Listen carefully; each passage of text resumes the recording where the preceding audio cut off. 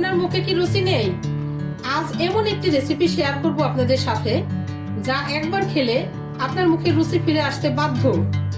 এত সহজ রেসিপিটা যে কখনো রান্না করেননি সেও করতে পারবেন। তাহলে চলুন সে স্বাদের রেসিপিটি শেষ পর্যন্ত দেখে নেওয়া যাক। প্রথমে আমি তেল দিয়ে রেখেছিলাম অফ ক্যামেরায়। এর মধ্যে দিয়ে দিলাম শুকনা মরিচ দুটো, আর দিয়ে দিলাম একটু জিরা। এর মধ্যে দিয়ে দিব অল্প একটু রসুন কুচি। এর ফোড়নে এভাবে ভেজে নিব, তাহলে কিন্তু সুন্দর একটা ঘ্রাণ হয়। এখন দিয়ে দিলাম পেঁয়াজ কুচি এবং কাঁচামরিচ ফালি করা, দিয়ে একটু নেড়েচেড়ে ভেজে নিব। রুকসানার রান্নার গল্পের সাথেই থাকুন, আর প্রতিদিন নতুন নতুন রেসিপি পেতে অবশ্যই চ্যানেলটিকে সাবস্ক্রাইব করে রাখুন। শেয়ার করতে কিন্তু ভুলবেন না। এ পর্যায়ে একটু ভেজে নিচ্ছি এভাবে। এখন দিয়ে দিলাম একটা তেজপাতা, আবার কিছুক্ষণ একটু ভেজে নিব, পেঁয়াজটা একটু নরম হয়ে আসা পর্যন্ত। এখন দিয়ে দিলাম আমি স্বাদ মতো লবণ। লবণ দিয়ে কিন্তু পেঁয়াজ ভেজে নিলে তাড়াতাড়ি নরম হয়ে যায়। এখন দিয়ে দিব এর মধ্যে আমি মসুর ডাল ধুয়ে রেখেছিলাম, তবে ডালটাকে একটু ভিজিয়ে রাখলে ভালো হয়। যদি 10 মিনিট ভিজিয়ে রাখেন তাহলে অনেকটা ভালো হয়। এর মধ্যে দিয়ে দিলাম হাফ চা চামচ শুকনো মরিচের গুঁড়া, ধনিয়ার গুঁড়া 1 চা চামচ, হলুদের গুঁড়া 1 চা চামচের একটু কম। এখন এই মশলাগুলোকে দিয়ে একটু কষিয়ে নেব। তবে ডাল কিন্তু বেশিক্ষণ কষাবেন না, তাহলে কিন্তু ফুটতে দেরি হয়। এটা কিন্তু একটা টিপস। অল্পক্ষণ কষিয়ে নেবেন, তারপরে পানি দিয়ে ফেলবেন, তাহলে তাড়াতাড়ি ফুটে যাবে।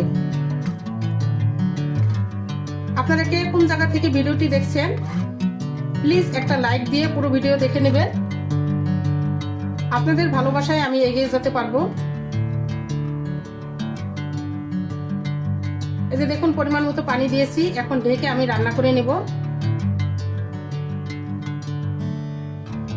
ঢাকনা খুলে দিলাম। এখন একটু নেড়ে ছেড়ে দিব। ডাল প্রায় ফুটে এসেছে।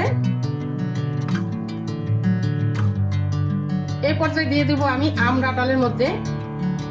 এইভাবে কে কে রেসিপি করে খেয়েছেন বা এইভাবে রান্না করে খেয়েছেন কমেন্ট করে জানাবেন। যাদের মুখে রুচি নেই, এই রেসিপিটা দিয়ে ভাত খেলে কিন্তু রুচি ফিরে আসতে বাধ্য, এবং এক নিমিষেই 1 প্লেট ভাত খেয়ে ফেলতে পারবেন। আমড়া দিয়ে আবার কিছুক্ষণ আমি রান্না করে নিলাম, আমড়াটা সিদ্ধ হওয়া পর্যন্ত।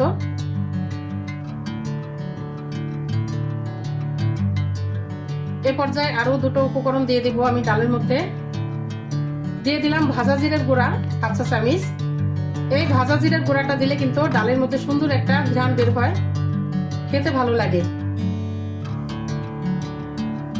দিয়ে একটু নেড়ে ছেড়ে দিলাম। ডাল তো সবাই রান্না করতে পারেন, কিন্তু এইভাবে রান্না করে একবার খেয়ে দেখবেন। এখন দিয়ে দিলাম একটু ধনিয়া পাতা কুচি। হাতের কাছে থাকলে দিবেন, না থাকলে দরকার নেই।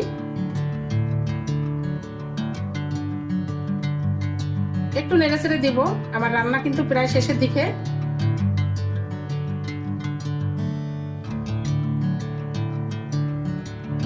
এখন আমি কি করব, এই আমড়াগুলোকে তুলে রাখবো একটা বাটিতে। তুলে রাখার কারণ হচ্ছে, আমরা যদি আমি ডালের মধ্যে রাখি সেক্ষেত্রে টক বেশি হয়ে যেতে পারে। অনেকে এভাবে খেতে আবার ভালোবাসে না, তাই এখন আমি আমড়াগুলোকে তুলে রাখবো। খাওয়ার সময় যার যার সুবিধা মতো নিয়ে নিবে। এইভাবে তুলে রাখবেন, বা ডালের মধ্যেও রেখে দিতে পারেন, আপনাদের ইচ্ছে মতো রাখবেন। তো আজ এই পর্যন্তই। সবাই ভালো থাকবেন। আল্লাহ হাফেজ।